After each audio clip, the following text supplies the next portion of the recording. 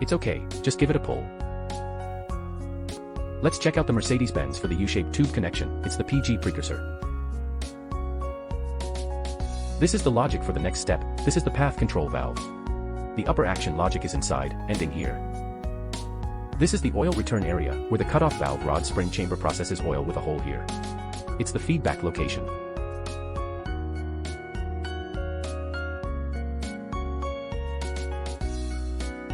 This is the oil return, different from the UX28. The small valve of the UX28 is for feedback here. There is a process hole inside here. That's the oil return of the spring inside the cutoff valve, connected here, not incorrectly, never incorrectly. This is the forearm merging check valve. Main relief valve. This is for connecting back to the rotary motor. No worries, no need to use the secondary gun. This is the P-oil inlet, rotation, firing, just a backup, will break. This belongs to the subordinate. The big guns come with smaller guns equipped with 88. All are in motion. The return oil is added here, ensure correct connection. This is feedback, no feedback, connected to the hydraulic pump regulator.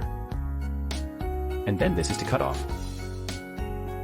The large arm river flow logic valve here connects to the return flow.